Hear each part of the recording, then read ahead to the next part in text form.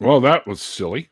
I accidentally hit the stop button there, folks. Welcome to another show. Mike and I today are chatting with Godless Simian, also known as Sam, which is probably how we'll be referring to him. I was trying to set a different video as an outro, and I accidentally tapped the play button, and it totally shut off the intro.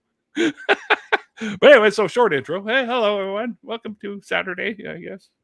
Whatever. Yeah. But Mike and I are chatting with this good fellow right here, Godless Simian, about his deconversion story. Also, if you check in the description box below, you'll find links to his TikTok and YouTube.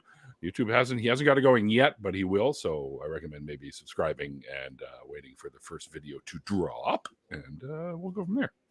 Do it. Anyways, welcome to the show. Hello. I'm getting an echo of like everything's repeating in the background. I'm like, oh, this is really weird. Oh, do you have the stream open somewhere?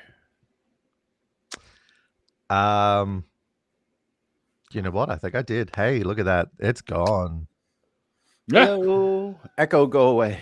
It's apparently I'm a little bit technologically challenged in some areas. There you go. We call them tech noobs. Tech noobs. Yeah. Well, yeah. I guess. Yeah. I can't deny that. Well, you want to see the chat, and then like there's no video playing, so you just kind of forget about it. And then next, man, Neil is loud. Oh, there's two Neils. Okay, let me just turn that down. Wait. There were two Neils. There was two of everyone. What, I just split like I did like a single cell into double cell? Like what? Yeah. Yes. I see. All right. Well, somebody please take care of my doppelganger then. Neil has it could be only one. Yes. You have to fight him with a large sword on top of a mountain with thunder. That's right. It's the only way. Closest thing I have to a sword currently is a umbrella that looks like a Japanese katana. So. There you go. I've actually got swords in the background. You can actually see them sitting over there if you can. One of them is Jon Snow from Game of Thrones. I have Jon Snow's sword. I'm sitting over there.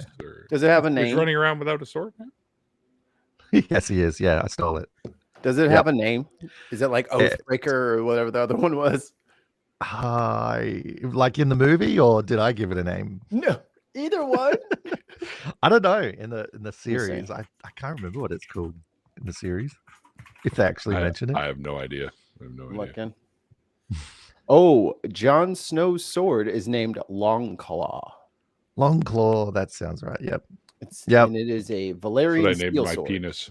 Valerian wait, there it is. There it is. Anyway, the serpent. Anyway, you're aware of what we do here. We chat with folks about how they found their way free from their previous belief systems. So basically, you can start out telling us, I guess, which branch of the thousands of versions of Christianity you originally came from. Yes, and mine was the right one, by the way. Right, of course. The one true one. The right one. It was the one true one. Yes. So don't argue with that. Yeah. So I grew up independent Baptist, fundamentalist Baptist, unfortunately. Oh, wow. And because there's different branches of Baptists, and some people don't actually know, or some people have never actually heard of independent Baptists, as opposed to community Baptists and other Baptists, Southern Baptists and all that. I actually originally thought Southern Baptists and Independent Baptists were the same thing, but I was told by Matt Dillahunty they are not. So I'm like, okay, well, I didn't know that. So yes, Independent Baptists are very, very conservative, ultra conservative. I come from a really big family of 11 of us. Wow. That's including the parents. Unfortunately, I did lose one of my sisters 3 years ago. So sorry to hear that. Oh, yeah, and she was a very devout Christian. All of them were are still quite into it all, especially my parents. I'm probably one of the only ones that has actually escaped from it. So it's been pretty hard being one of the only ones who walked away, and getting a lot of that backlash for that. Where do you fall in the pecking order? Are you the oldest, the youngest, somewhere in the middle? So I'm number 6. Okay. Right in the middle of the pack. I was right in the I got clear. three I'm not a number. Me. I'm a free man. Dopey is a free elf. I was including my parents in that 11, so there's 10 including my parents. So there's 9 kids. 8 now, unfortunately. But so I'm number 6, and there's 3 below me. So so I come from a very big family. All of us, nearly all of us, are musical. We all grew up. Most of us were playing in the orchestra, singing in the choir, doing all of the music ministries. I was very heavily involved in the music ministries, the youth groups, doing what was your first guitar? My first guitar, it was an old classical guitar given to me by, I'm pretty sure it was my dad, because my dad is also a guitarist and he also plays banjo. And my mum is a singer. Cool. And she doesn't play instruments, but she's a very good singer. She's like opera style, very good singer. They actually became quite popular in the States, in the independent Baptist circles, because they released music albums and stuff together before any of us were born. And when some of us were born, they had a lot of CDs out at the time. So my dad wrote his own songs, and they sang and recorded them. And then growing up, all of us sort of got brought into that as well, into the music ministries. There were a lot of different reasons why it was very hard for me to leave the church in the first place, because of the community aspect and a lot of the music aspect. But I can go into later how I made that easier for myself and to leave, but I suppose we'll get there eventually. Hey, you're doing better. You're doing better than some people. Some people come out here and they'll be like, "Yeah, my church never had music. We just talked." I'm like, "Oh, God, why? Why do you trap people in a room and talk to them?" They're like, "No music." That's pretty intense. I mean, when I say we had music, because we were so conservative and fundamentalist, I'm talking no bands. I'm talking no bands, no drums, no rhythm. That rhythm was of the devil. Drums. No drums. So it wasn't like one of those big worship services that you see with everyone's sort of playing electric guitar and all that. No, fuck no. We weren't allowed to do that. Devils were summoned by drums. Yes, way too satanic. So it's like the whole satanic panic shit that kind of just went on. It just never stopped for us. Yes. First they'll get a kick drum. Next, all the girls will be shaking their hips in the pews. Yep. That's exactly the type of shit I would hear. It would be like, oh, if you get drums, next thing you're gonna be like speaking in tongues and throwing yourself on the floor. It's like, fucking hell. But I play. I'm shaking my hips right now. I know. Any drums playing. So. My brother, my oldest brother, he's the oldest of all of us. He played the piano for the main services, and he was like the main musician for all of the services in one of the churches we went to. It was the last church I went to, actually. And I'm pretty sure he still does that. I'm not sure if it's for that church or for another church, but he's a very good pianist. And he was on the piano, and then behind him, in front of him, you had all the I guess the string section. On the other side of the stage, you had the brass and wind section, and my two sisters. Yeah, my two sisters were in that. Yeah, no drums, no. And then I was on guitar along with another guy next to me on guitar, but we weren't allowed to. We had to strum in a certain way that wasn't too rhythmic. We had to either. What does that even mean? I don't fucking know. Mutes. No Paul mutes. No, say that to a musician. Yeah, it's just like. I would be such a rebel because I would be doing this really cool strumming, and then the other guy would look at me like, give me this death glare, like, what are you doing? Like, I'm playing. So I was always seen as the rebel. No Genghis Tron. Yeah. I was purely of the devil. I have Genghis Kron. Does that count? Genghis Kron? Yeah, I think that's the same thing. That's hilarious. So yeah. We didn't yeah, we didn't have any kind of it was ridiculous to try and explain the level of conservative, over the top when it came to music. It was ridiculous, and they would like give us books that said, you know, what is true Christian music, and they would always push this whole, you know, it has to be classical orientated, it can't be any other genre, it can't be on the slightest bit secular, what they called it, or worldly. So it was very limiting. Yeah. No gospel in this damn worship service. No gospel, just religious. Just pure religious. I mean, we may as well just had a fucking organ, and you know, they'd play on the organ. They may as well have just done that, because it was just as boring. Just get an iPod. They're like $100, and then all the rest of us could stay home and not have to practice every week. Like, And then the only songs we sang were very old hymns. I'm talking ancient hymns like Rock of Ages and fucking number 54. Everyone turn your hymnals to 54. We even had the books. Three pages in the whole hymnal. That's the only one. They're all creased up because it's the only songs you sing. Never get to do anything else in the book. That's it. And they didn't learn the ones that they didn't know. They couldn't be bothered learning the new ones. It was just like, oh, we've never heard of this hymn. Oh, well, fuck it. We'll just go to something we do know. So, So that was a bit of a struggle for me, because I knew that, you know, being a musician, being very passionate about music, I felt very limited in what I could do. So at home, I would play at home by myself and just do whatever fuck genre I wanted to do.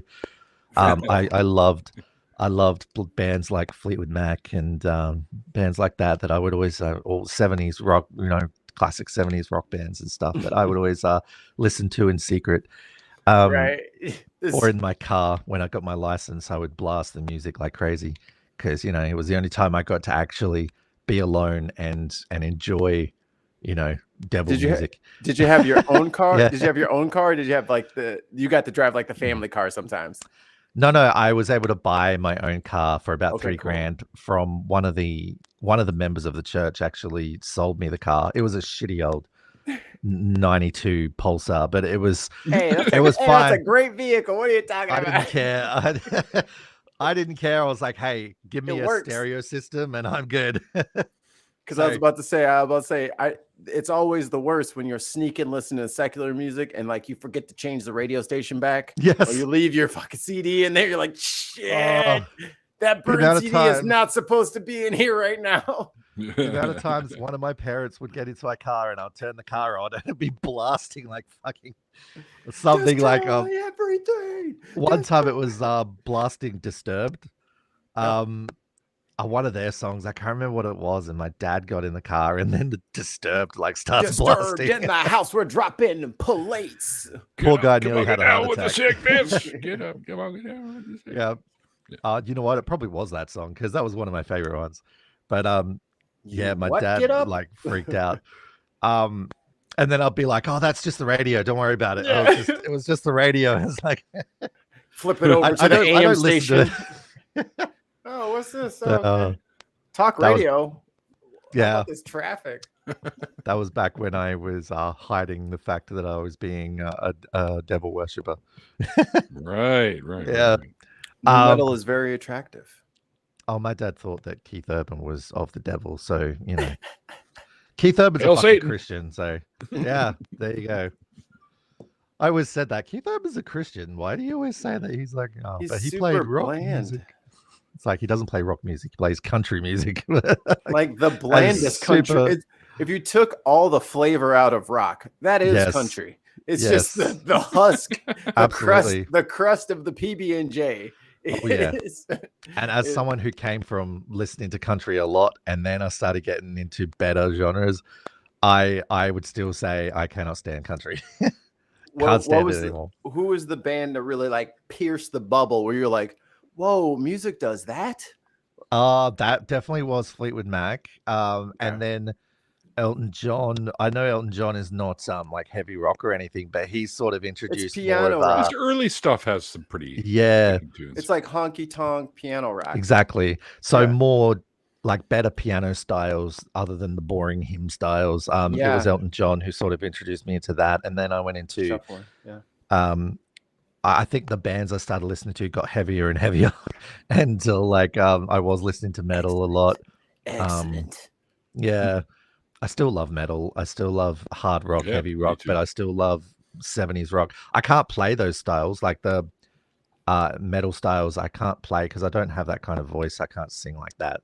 My singing is very. Oh fuck no! I've got a very folky. Just need a night of heavy drinking and smoking, and then run outside and yell for half an hour straight, and then you got a voice for it. If you can clear your throat, that means you can control the muscles. You just have to practice them, and then it doesn't hurt. I used to be in clear your throat, and that's your singing. No, I was in a screamo and a metal band for like 4 years. So it can be taught. I did not start off doing it the right way, but you can learn how to do it without hurting yourself. I have heard that it can be taught, but I just feel like I'm one of those people that will never be able to physically do it. So I'm just, hi, Christy. I don't know. I just can't. But all right, we're gonna put out some metal music before this night is over. Yes. Yes. I'm being a bit lazy lately with music. I've gone into a lot of other areas that I've been passionate about for a long time, and I'm only just starting to pursue them. But yeah, so growing up, I guess I don't know what the next stage you want to hear about, but but there was all of that, and then I also went to school, so high school. So I was homeschooled right up until high school, and then when I went into high school was on the church grounds, so they had a whole school set up there, and they taught only a Christian curriculum. I don't know if you've ever heard of ACE, the yes. Yeah. Accelerated Christian Education. Yeah. Absolutely fucking terrible curriculum. But they taught that, and that's all I knew. Even when I was doing homeschool, that's what I was learning, the ACE curriculum. Because they give you books and stuff while you're at home, but it was like coming from the same people. Yeah, it is. Yeah. And they basically would just you'd get one book. They're called paces. I don't know why they called them paces, but you get one book. Once you finish that book, you do a test at the end. If you pass the test, you go on to the next number of that book. The PACE actually stands for particularly egregious, or no, that would be an E, wouldn't it? She said egregious. Particularly awful. Particularly awful Christian education. Yeah. Particularly awful Christian education. Indoctrination. That is. Oh, that's brilliant. I'm going to remember that one. That's brilliant. But I struggled to find people who knew what this curriculum was, because it almost seems very niche and very like. But then I heard Seth Andrews talking about it. I'm like, oh fuck! I knew I loved you. He knows exactly what I'm talking about.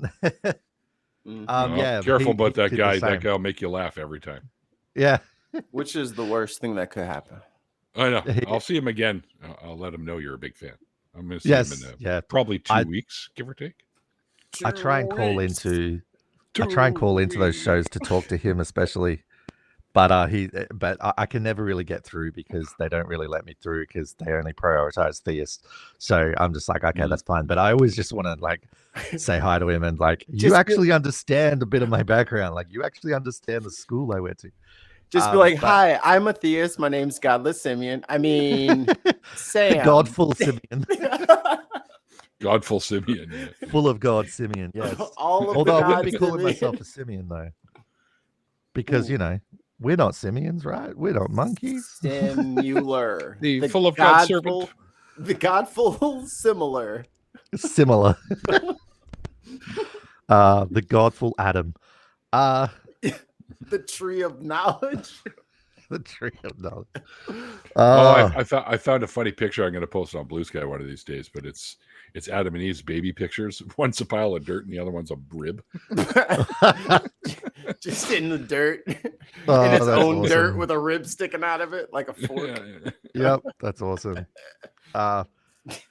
So yeah, that was the school I went to, and I didn't finish school. I couldn't. By the end of it, I left. I left after year 10. Okay. I didn't graduate. So because I don't know if there was any point graduating from that kind of school, but the education I wouldn't call education anyway. I mean, science classes were creationist classes, so that's not really that's not education. That's not science. That's not science. So I didn't get a proper education in that school anyway, so it's good that I left. All my education came after that, when I started diving into things myself and wanting to learn, because I got this very huge educational hole in my brain that I had to fill with good stuff that was actually educational. Curiosity, exactly. It created a lot of that.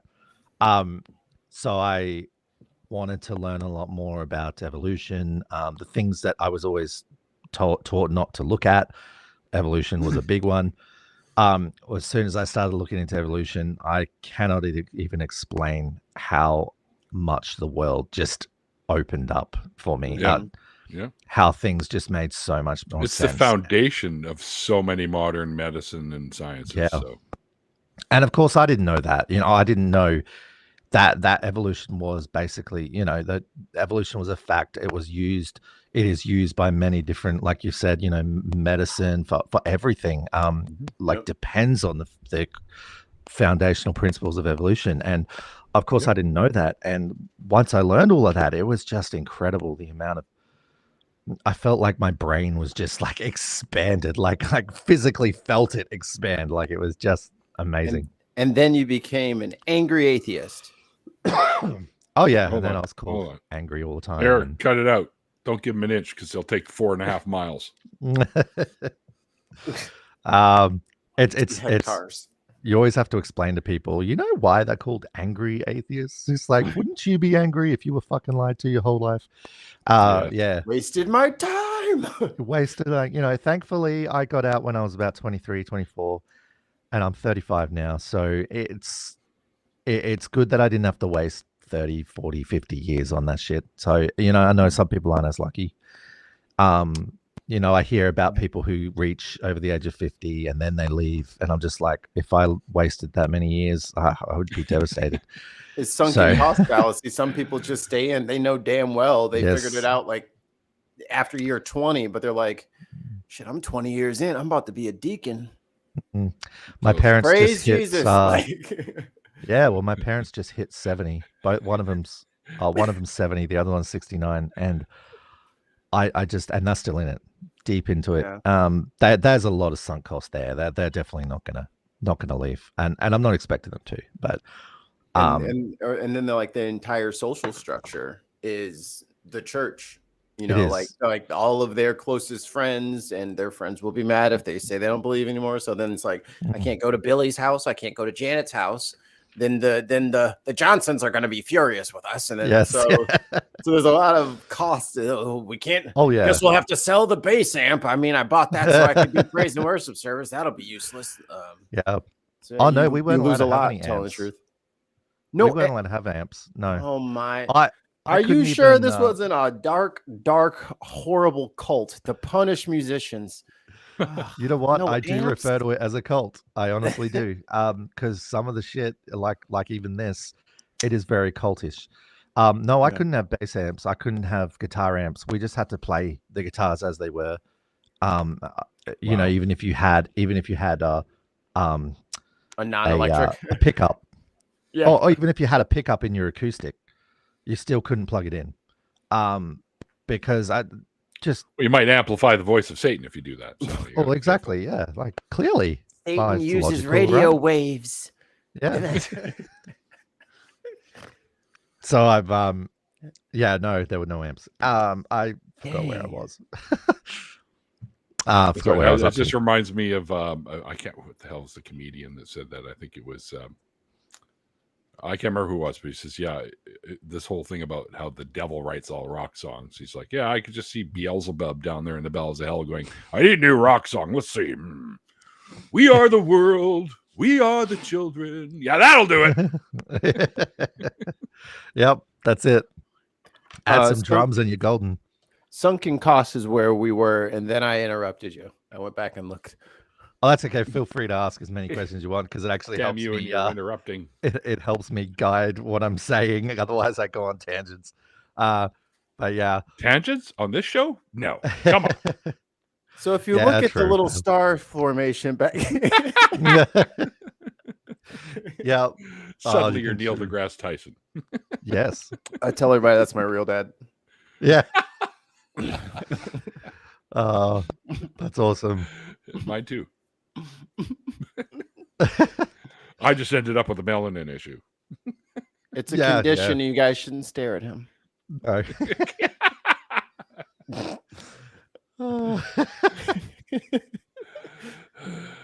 gonna go cry now. Okay, so we were talking about before the tangent started, like your parents are like older, so they're like they've sunken too much into this kind of thing. Yeah.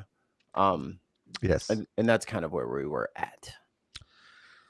Yeah, so I never like to talk about them too much because I'll try not to talk about them too much because I don't want to paint them as bad people. I see them as victims. They are they've always been really good parents. I do really love them. And honestly, for a long time, I was very angry when I came out of it. I was angry at them for a long time as well, until I realized that they were only doing what they thought was right. They are genuinely nice people, and they genuinely thought that they were 100% trying to help me, trying to help all of us. So it's like, it took me a while to see that, and I'm a little bit embarrassed that it took me so long. But so I definitely don't want to disparage them in any way. Well, you're allowed to go through that, though. You're allowed to go through an angry period, like because you obviously feel like, well, why the hell, why was I lied to? But they didn't think they were lying to you, so you have to sort of, and it takes a bit to get into that. Yeah, and a lot of it was, how did you not see this? And that's kind of like, there was a lot of anger toward them, as if, why do you believe this? Why? How did you not use the same thinking capacity that I used to be able to see through this? And it's like, you raised me, like, yeah, you're the one that raised me to even think, so that tends to get it got a little bit hard to sort of accept that. But then it's like, you know what? No, they actually do think that they are 100% doing the right thing. And they are victims of a certain way of thinking. And unfortunately, because of the sunk cost, I think that's one of the main reasons that they're not going to turn around at this point. But so I stopped a while ago. I stopped arguing with them and fighting them. There were quite a few years there where I didn't even see them. That's a whole nother tangent as well, but we can get into that too. But I recently started to talk to them again. I'm actually meeting up with them next week. So and that's the first time since my sister's funeral which was 3.5 years ago. That was the last time I saw them. So it was a little bit of an awkward situation to see them again. But I'm going to go have lunch with them next week. So we'll see how that goes. And it should be good. How about your siblings? Are they all still in too? Or it's just you out there floating in the dark ocean? I sometimes feel like it is just me floating out there. But some of them are very, like, they're not strict at all. They do believe in God. I think they're still what you'd still call them theists, but they're not. They don't. Not like evangelical or fundamental or not devout, non-denominational, I guess you could say. That's a good word. Yeah. One brother in particular, I think, is definitely like that, but he still believes in God. Another one, I think he does believe in God, but he's not doesn't go to church or anything. So, but I'm the only one that's actually atheist. Like, it's actually full on atheist. And I even call myself anti-theist. So I just don't, I'm not in an angry way, not in a I hate Christians way, because I don't hate people. I hate religion. Yeah. Don't hate Muslims. I hate Islam. There's some people I hate. Of course. I can hear you talking about me. That's that's it. Like there are some people that you definitely do hate, but I don't hate anybody, really. I don't. Who's he pointing at? Someone's in the room with him. I walk past behind me. Something. Well, you can't see him. The horn's right there. Yeah, I could see a horn sticking out there. It's actually now I know what that is. Knock my speakers over. Let me stop. It's oh yeah. Oh, that is awesome. There you go. I thought that was a fancy mustache. Well, I guess it could be. Well, with that bandana and with the bandana and headphones. There you go. Oh, what's the wampa? You're a wampa. That's the wampa. Ah, yes. Big fucking handlebar. Yeah. Or a tauntaun. You could be a tauntaun there you go. This winter. Yeah. That looks like a Viking helmet. Like people Freya. I'm in Canada. Isn't it always winter up here? I mean, you are north of the wall. Yeah. Indeed. That's right. You got to keep you White Walkers out of here.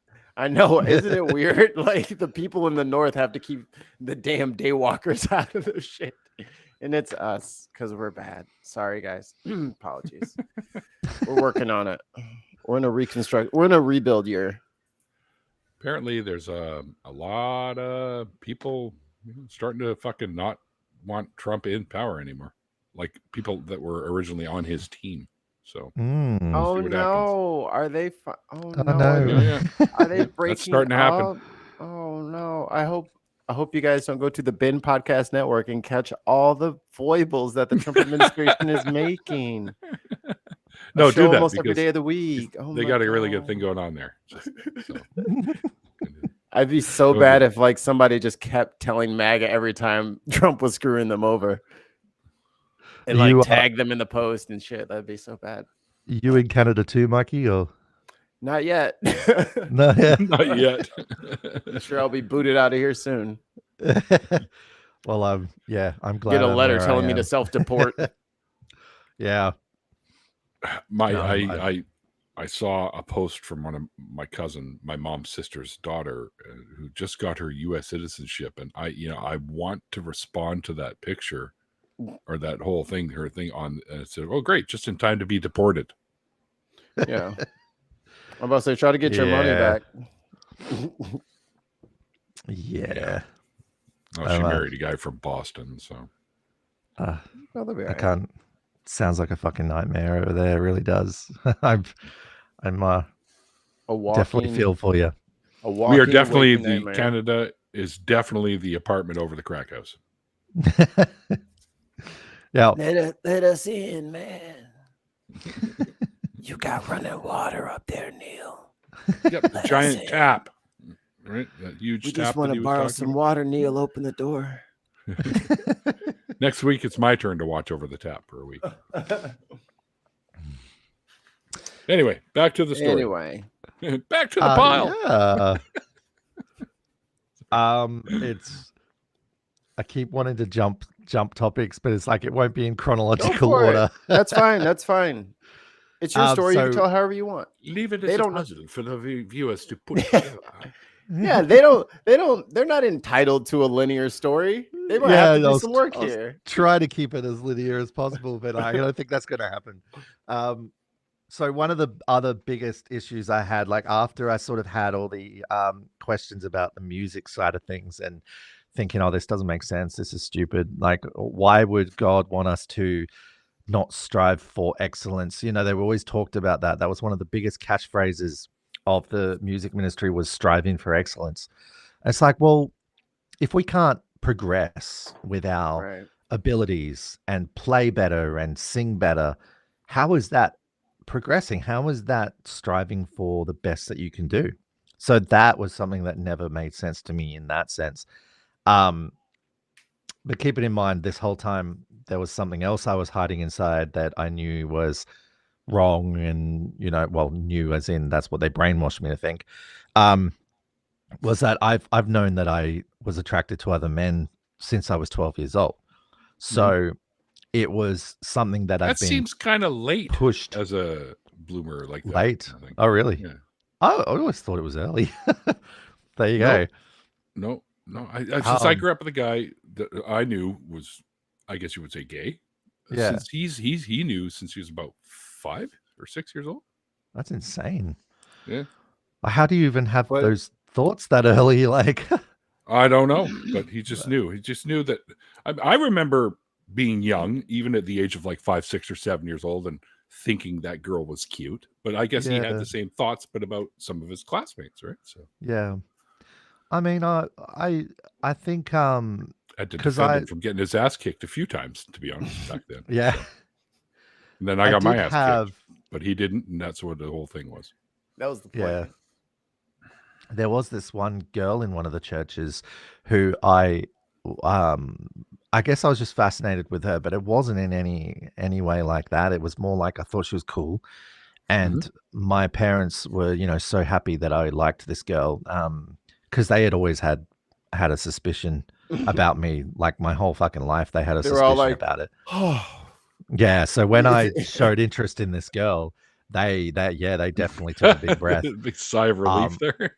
Yeah, but honestly, in retrospect, it wasn't anything like that. It was just literally, it wasn't that kind of fascination. It was just I thought she was cool at the time, and I thought she was a good friend, and I liked her in that sense. Yeah. So you had a real like a buddy, and then they're like, oh yes, romantic feelings are blossoming. You're like, huh?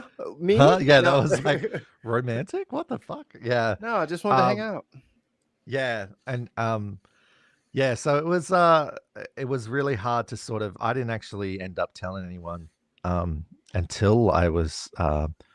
I would have been 23, 24 when I actually left the religion entirely, and it was after I officially came out. So once I did that, first of all, congrats and good for you, bravo. Yeah, thank you. It did, and I had a girlfriend at the time too, so that was even harder. She wanted to get married. She wanted to have kids. Oh boy! And I was on the edge of.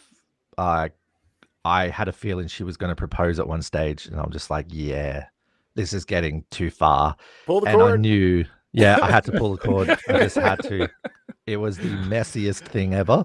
It was. Nope, I'm out of here. Yep. Had to stop the free fall because it was messy. And oh, that's too bad. I had to do it, and absolutely destroyed her, broke her heart. But oh, that sucks. But it's just like, well, it would have been worse for you if I strung you along and actually had babies and all of that. Like, fair enough. It would have been way worse. Trust me. She's good now. She's married. She's got like 3 kids or something now. So it worked out for her. It's all good. She got what she needed. She got what she wanted. She wasn't going to get that from you. So just she needed to go. Yeah, she needed to go find that somewhere else. Yeah, exactly. I'm glad she found it somewhere else. So they sell that down the street. They sell that right down the street. Go ahead. You're at the wrong shop. Go down the street. They just opened up brand new shipment. Whatever you're looking for, they just got it. It's right in there. Tell them I sent you. Exactly. Yep. But, God bless. It was. I'm sorry. What? Yeah, that's what you tell them. Bye. God bless. Have fun. Enjoy your. When someone says God loves you or God bless you, I'm like, oh, fuck you too. Because that's your version of fuck you, right?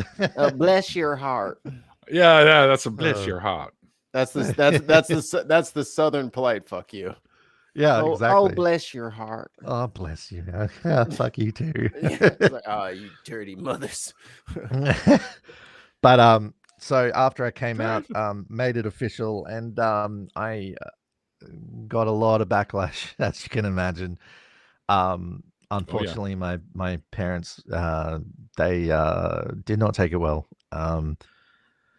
But like I said, I was very angry at them for at that as well for a long time. But it just have every right to be for that. That's reasonable. But I've come to the realization, the same sort of realization, is they honestly think that's the right thing, that, you know, that you shouldn't be. I mean, yes, I still call it bigoted. I still call it unacceptable, but because it is. Because it is. And they know that. They know that I think that I still think that, but I do forgive them. I have said that I forgive them for the way they reacted. That goes to show right there, your character just right there shows that you got a bigger heart than most Christians. Yeah. Well, that's that's kind of it's like the further you get away from Christianity, the higher your moral status goes up. You know what I mean? Like as soon as you said you left, like, and then I just started thinking about other people and how it's like, because that's completely not necessary in the religion. You just are a dick to everyone around you, and they just have to take it.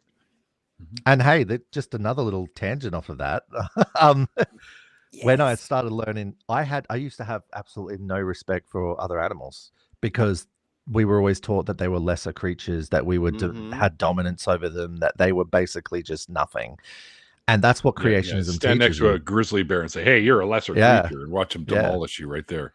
And I had no respect for other animals. I didn't care about them. But, you know, as soon as I started learning about evolution, as soon as I became secular, I started appreciating other animals because I was an animal. And it was just that simple fact that we were also animals that flipped something in my head. And then I started loving animals, and absolutely loving dogs, loving cats, loving other animals. Lizards, reptiles, like everything. Like, that's why I have a reptile now. And it's just, it's insane how much that Christian doctrine can make you hate things like that. And it's like, well, why do I hate that? Why? What the fuck? But and it's crazy how your morals get better. It's your whole everything just gets better, and when you become a better person. When you take away the extra life, you know, that they promise everybody in the book, or when you're like, okay, I just got this one. Oh, then I should probably be a little sweeter. I could be a little less of a, you know, a little less caustic. And I should probably not stomp everything that gets into my path. I could probably just move it out of the way. Yeah, that's it. Glad you're here. Thanks for being here, Amber. And so it was. So when I came out, I actually had a boyfriend at the time. I started seeing this guy nearly at the same time as I had the girlfriend. It was kind of like a week Careful after. You. Busy a lad. week after, I sort of like, after I broke up with her, like a week later, I was already with someone. Well, were there things go like? Did you guys sort of know? We were talking before. While I was still with her, we were talking with each other online and everything, and may have sent a few pictures. But well, then you made the right call, because that would have made for a very messy marriage. Yeah.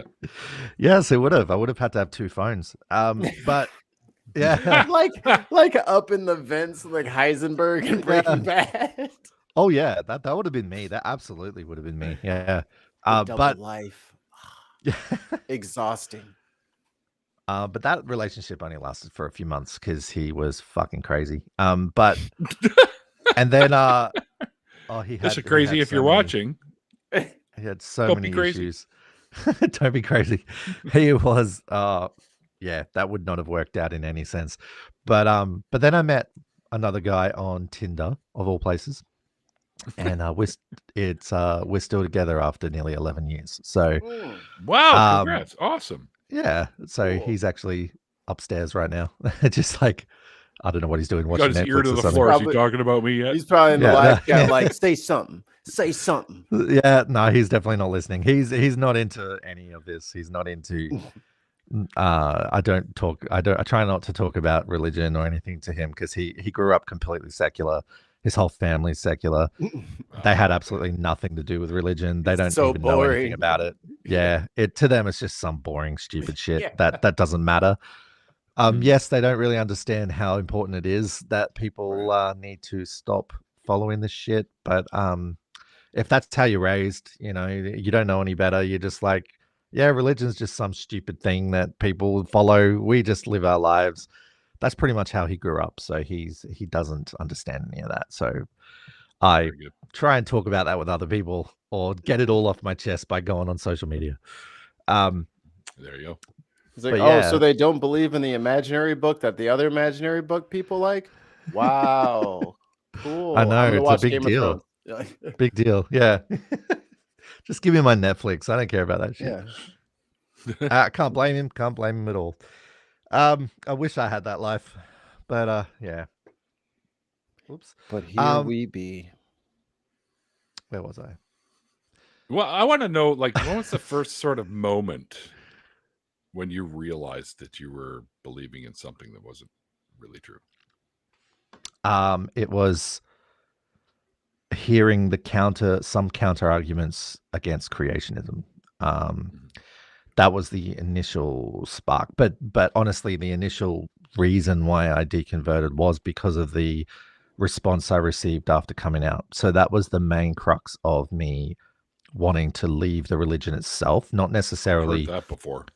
Yeah, not necessarily becoming an atheist or not believing in any spirits and souls and all that supernatural shit. That came later. It was all, the initial one was all, I don't like the way I'm being treated because of this. I'm this is toxic, and I wanted to get away from it. So that was my first step. And then I moved in with a really good friend of mine who was from the church, but he was actually an atheist. But he used to come to the youth groups because it was the social aspect, and he just came to play the games. But he wasn't religious at all. They always had the best board games, best basketball courts, best snacks. Yeah, they did. Man, youth group was where you would hang out throughout the week, man. You just go to different youth groups. To answer your question, no, they didn't know that at all. His dad was actually very involved in the church, and he was very religious, but he wasn't. Okay. So he just came to youth group. That's how they knew him. But we ended up moving in together, just as housemates. He was straight. He had a girlfriend and everything. She would always come over all the time. He knew I was gay. He didn't give a shit. So he lived with me. No, exactly. His dad actually lived upstairs from us because we lived in a house that was split into two. And his dad, who was religious, lived upstairs. He knew I was gay too, and he knew I was bringing guys home and all that, but he didn't say anything because, he couldn't. Like, there was nothing he could say. And his son, my friend, wanted to move in with me downstairs because he was having a lot of issues with his dad, fighting and all that sort of stuff. And so he also had an older brother who was always in trouble with the law. So always getting cops coming around looking for him. But jeez. Yeah, so he moved in with me, and it was because of him that he started giving me these books to read, or he started talking about these books quite a lot. Books like God Is Not Great by Christopher Hitchens. I've got it. Yep. Some Outgrowing God, Richard Dawkins. I'm so disappointed in Richard Dawkins these days. Anyway, that's a different topic. Yeah. There's a few of them that are like, fuck, why? I had such respect for you, and that just dwindled after. Just started pouring mop water directly onto his brain. Yeah. I'm very disappointed. He helped me so much, and then now he's just disappointing. And then people like Sam Harris, I read a Letter to a Christian Nation. That was really good. I got like a whole bunch of other books as well that he actually gave me to read, or he would talk about them, and that's what started making me question the actual doctrine side of it, the religious aspect of it, just the whole thing. But at this stage, as I had already left the church and that, so I was a lot more open and receptive to what these books were saying. So that's what sort of helped me through that. But even that was a very long journey in trying to undo all of the, all of the indoctrination. It was reading what they were saying was like, wait, is this even true? Like, what, like, why is this such a good argument? Why is this like completely destroying everything I know? Like, very big mind fuck, real big mind fuck.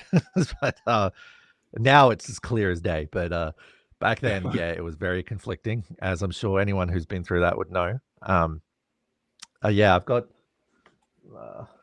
a whole bunch of books on that shelf there that I just trying to see what else is there. Well, while you're doing that, I'm going to say a very big thank you to My Unfinished Journey. Woo! Woo! Sent Air us horns. $2.22. It says, "Hail Neil, Mike. Hail Neil, Mikey, and Samuel, and hail a life unchained." Hail. So much. Whoop, hang on. What the hell's going on now? I'm not touching it. Oh, I'm not touching it. that's me and my fat ass fingers going all over the keyboard wrong. Zero, quit begging. I think she's feeding Kira, so it's like he's like, I gotta get in there and eat the crumbs, man. You gotta let me in there. Nah, dog, you're in here with me. We're doing the whole show together, little pup.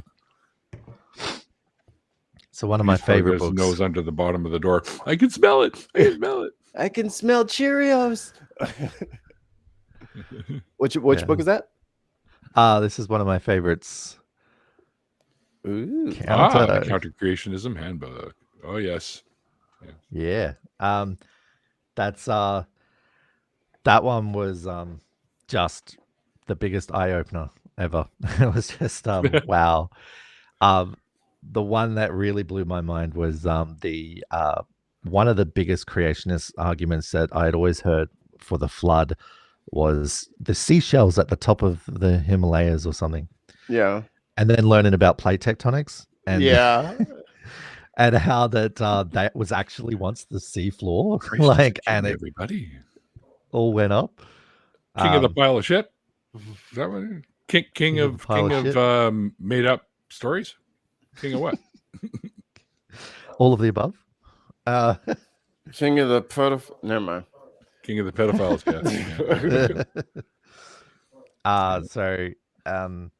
So it was just a lot of that sort of stuff that really helped me start to deconstruct the rest of it. But I want to jump on your seashell thing real quick. Yeah. I forget every day. I'm in Chicagoland, right? Like I'm in the suburbs outside of Chicago. And then I'm looking at my phone, and then I'm like looking at my compass because I'm like trying to figure out where south is because I have an idea for a sundial. I'm weird. And then it just says it's like 650 feet. I'm like, oh shit, that's right. Like I'm 650 feet above the ocean. I don't feel it, but I'm very high above the ocean. So like plate tectonics made so much more sense once I fucking realized I am nowhere near the actual ground. Yeah. I'm on a ground of lies. Yeah. I'm 60 60 stories up, but it doesn't feel like it. Yeah. So there's just so many things that just started to make so much more sense. And then when you look back at creationism, you think, how fucking boring. Like so boring. There's no mystery. There's nothing to learn. It's all just, oh, how did this happen? Oh, God did it. And it's like, and that's as far as it goes. And I just think, how could you live like that? Like, that's so fucking boring. I don't understand. Like, what happens when you live? You serve God. And what happens when you die? You serve God. So why was I born to serve God? What is the oh my God? You're just gonna go up there singing Holy Night for 1,000, Silent Night for 1,000 years? Well, yeah. Then we'll probably pick another song. Then what is my purpose on the earth to serve? Serve God to who? Yeah. Do they want him flambé? Do they want him deep fried? Like, what do they want? It's a cookbook. Let the dog out. It is so boring. Ooh, let the dog out. I'm sorry, but that was an opportunity I could not jump on. You know what I mean? Understandable. What to move on to next? It was so from after meeting my current partner, everything just sort of went from there. It was very pretty, I wouldn't say easy, because I still went through quite a lot of therapy to undo other psychological issues I had. There are a lot of different barriers that were still in my head about a lot of things, and I sort of had to still undo all of that. Like, what do you mean? Psychological barriers of just the way I thought. I guess the way I thought about certain things. couldn't get away from like the conditioning of the weed? Yeah. Yeah, Okay. conditioning is a good word. Yeah. There was still a lot of conditioning there in certain areas. And I mean, I nearly lost my partner like twice. He nearly broke up with me because I was, the first time I met him, the first few years, I was still going through a lot of that deconstruction and undoing a lot of that mental trauma and harm. And I think he got a bit sick of it because he didn't understand the severity of it. As someone Probably who, not being secular. yeah, being secular, he didn't understand why all of it was such a big deal, and he didn't understand how much it had fucked up my head. And I was still healing while I was with him, and he didn't understand that, so he did nearly leave me twice. But thankfully, he was patient enough, and he stayed with me. And in the end, I got through it all, and he saw me for who I really was then, and was able to then, help me forget about it, and it was really good. But initially, so much trauma, so much that I had to try and undo. And then the saddest part is seeing it in my own family, and my own brothers and sisters, seeing that same conditioning playing out. And I've gotten past all of that. Yeah, exactly. Yeah. I look at them, I'm like, you have such a long way to go. You know, if you ever wanted to deconstruct, there is so much, this is not going to be an easy road.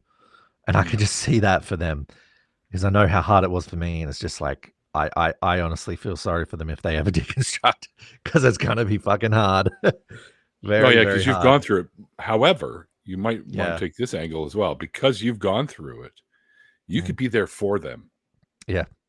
It's a little bit of a guidance coach, if you will. Yeah, definitely. Yeah. Now, I do note that you have an episode. I didn't link it, but I'm sure somebody in the chat will be able to find it on YouTube and then link it in the chat if they want to watch it. But you talk about this on Recovering from Religion's channel too, the Australian branch of Recovering from Religion. Australian branch, yeah. So, and I watched a little bit of that while I had time before we did this, and you've mentioned some of the stuff that you've spoken about tonight. Yeah.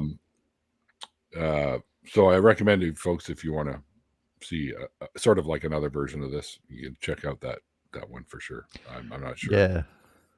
That one was I talked a lot about some of the more intense issues. I think I can't even really remember what I talked about in that one, but I was telling them a little bit about some issues that were a little more extreme within the church and within my own family. But one of the issues being that one of the churches I was in, that was one of the biggest ones I was in for the longest time, kind of the whole thing kind of got shut down because of the pastor's son, who was head of all the children's ministries, and ended up molesting nearly every child in there. Oh my God. Including people I knew, including my own family members, or at least one of my own family members. And that was, I mean, you'd think that would make you start wondering about the religion, but it didn't, because I was still pretty young back then, early teen years. So I didn't really understand what was going on back then, but that was a fundamentalist independent Baptist church that was quite big in the community. It was actually huge in the community. And the I services, just get mad when I hear that shit, man. It just pisses me off so much. Yeah. The services were quite big. I mean, you'd easily have 300 to 400 people every Sunday.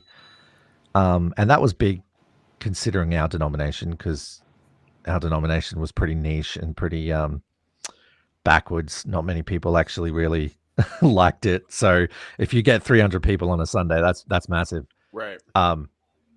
Yeah. But there were easily, I don't know how many kids there were, but there were a lot, and I would say 90% of them got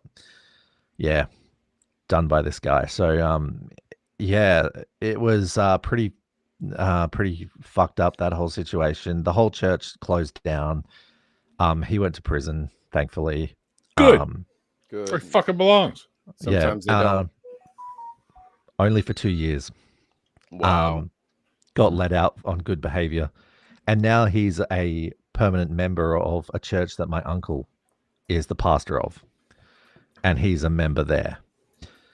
So, yeah, my uncle's a whole different story. I'm not going to go into that because I will get angry. Yeah. But he's still. My dad used to be a pastor as well. I probably should have mentioned that. So he was a pastor. For a while. Mine wasn't. Lucky you.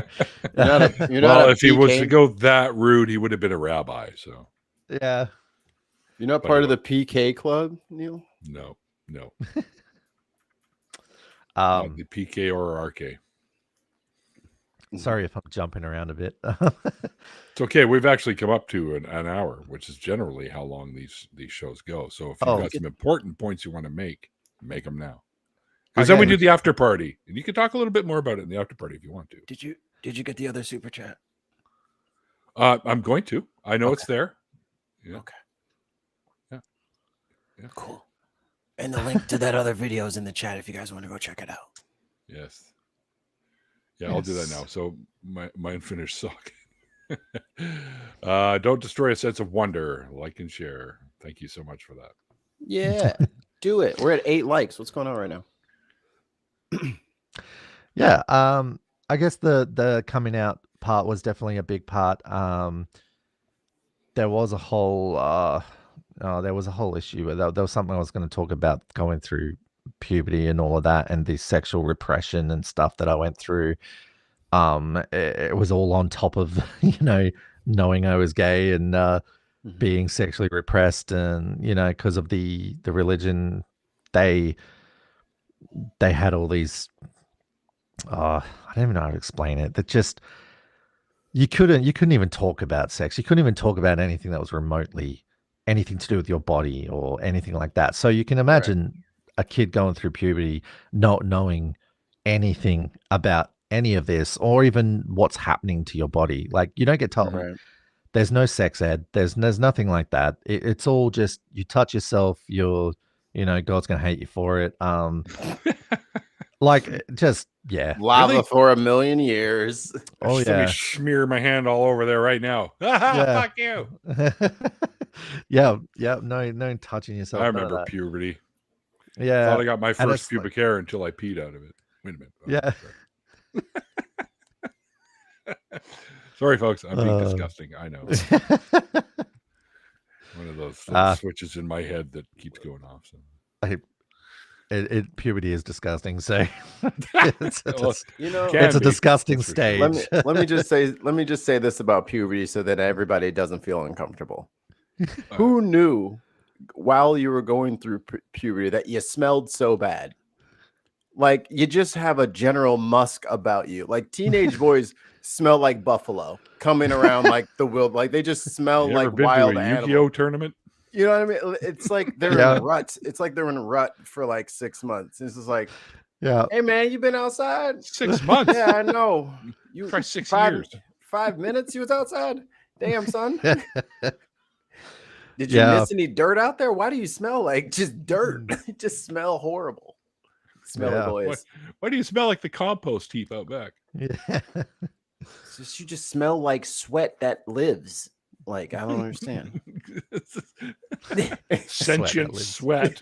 That's the name of my new punk band. Yeah. That's actually pretty cool. What's up, guys? We're Sentient Sweat.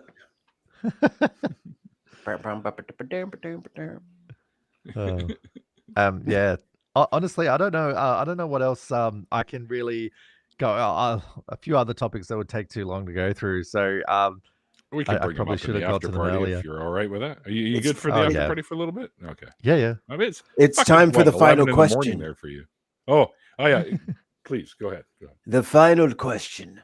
If you could go back in time $1 million. For $1 million. Multiple choice. No. If you could go back in time and talk to previous showers. If you could go back in time and talk to previous believer you, what advice would you whisper in their ear? Being attracted to other men. Being attracted to other men is not wrong. There's nothing wrong with it. I think in my early stages, that was one of the biggest things I was fighting. So deconstructing the actual religion was honestly the easy part for me. Not easy as in, it wasn't easy, of course, but in comparison to having to come out as a gay person or queer in a religious environment, that was the hardest part.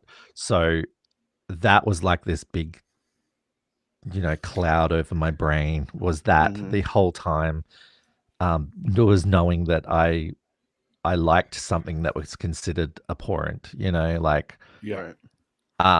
was considered the worst possible thing you could be in that denomination.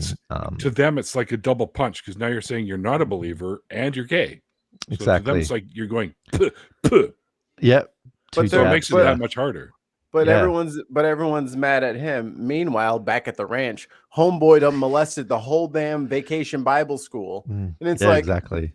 What? That's okay. You know what I mean? So like, what should you actually be mad about?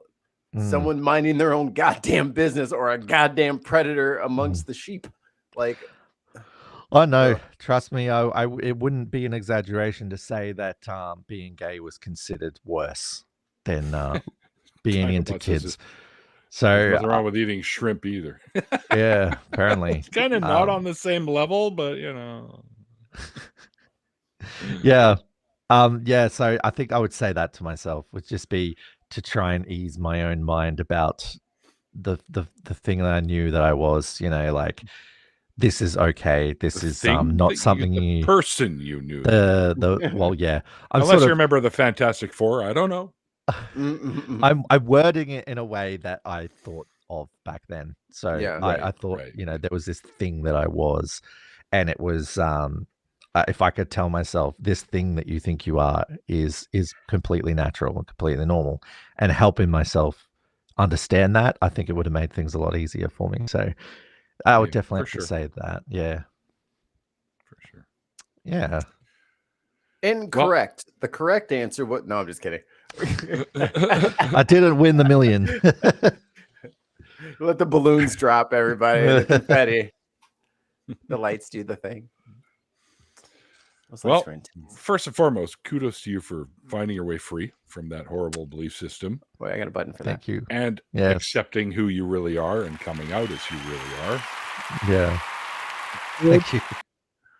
So bravo to you for that. Thank you. Bravo to you for putting up with an hour of me and this guy. It's been really fun. It's been awesome. Somebody in here. Who's pointing to? Just fucking let me get back out of the way. That point went right in front of me. Just stuck my neck in like a turtle. He's like that meme with the point and it goes over the head. Just standing there with my hands open trying to catch a fly ball.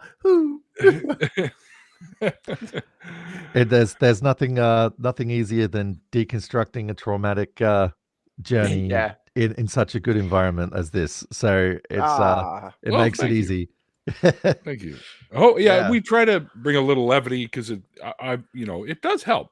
Some laughter can help, right? Heavy topics, definitely heavy topics. You got to have some kind of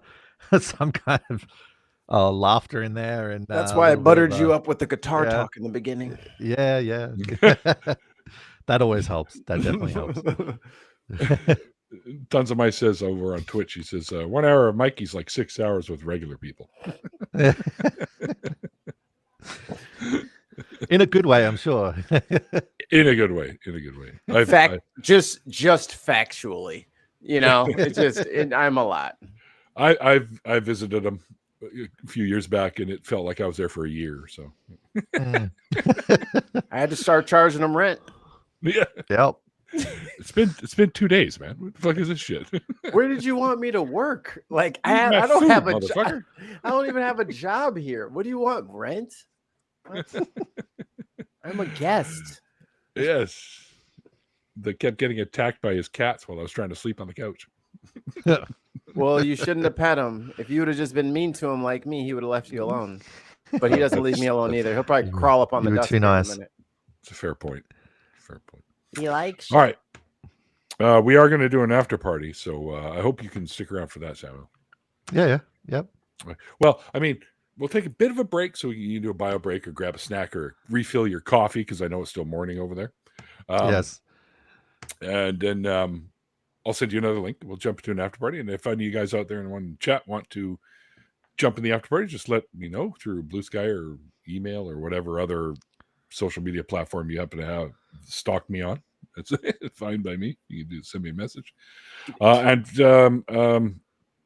just so you guys know, next week there's no show because my big family yearly annual picnic is going on. So I'll need the day clear for that. And I'm doing birthday parties. There you go. So Mikey and I are both busy next week. So you're going to have to go find another YouTube channel. I'll be at the splash pad. All right. Splashing it up. But the link for the after party should be in the description box below, or it'll probably pop up. It'll pop up at the end of the credits or whatever the hell it is, which will probably will only go halfway, just like the intro did today because of my stupidity. But anyway, yes. Since the demise of P. Diddy, Neil is the after party king. Oh, yeah. Oh my Dale, too soon. He's not innocent yet. Or not guilty. He's definitely not innocent, but he hasn't been found not guilty yet. And I was just going to mention what Wes mentioned in the chat. You guys know that I do every second week over on Skeptic Haven's channel, the Let's Talk show. Mm-hmm. You replaced me with Patty? Wow. I replaced me with somebody else every week, Mike. That is true. I think you were. I don't even know if we scheduled you with me for the next little while. That's okay. I just want to make Patty know. Keep my eye on you, cheeky baby. Keep your hand to yourself in that car. Don't get comfortable in that chair. All right. Yeah, you understand? Right. I love Patty. She's the best. Who knows? Maybe Sam, you could do an episode with me one day if you're up for it. Yeah, definitely. Just ask. There you go, Wes. More possibilities. Get in touch. Yeah. Okay, land the plane, Neil. Let's get out of here. Yeah, we're going to take a bit of a break. We'll hit the after party. It is linked in the description box below. Also, go and check out Sam's links in the description box below as well. And for those of you who are still struggling, we also have links to the amazing company that he also knows about called Recovering from Religion. So go and check them out if you need some help with your deconstructing. Or if you're not deconstructing, but you're having issues, there are people there who will still talk to you about it. And they won't try to fear one of those horrible atheists like me. Or volunteer. Yep, you can volunteer as well. Yeah, so then, guys, that's it. Thanks to all our members. You guys make the show possible, and you guys that hang out in the chat make the show enjoyable. So until then, guys, like I always say at the end of the interview part of the show, like the next. Like the next great, no, the late great Christopher Hitchens once said, it's called faith because it's not knowledge. And we'll see you guys next time. Bye. See ya.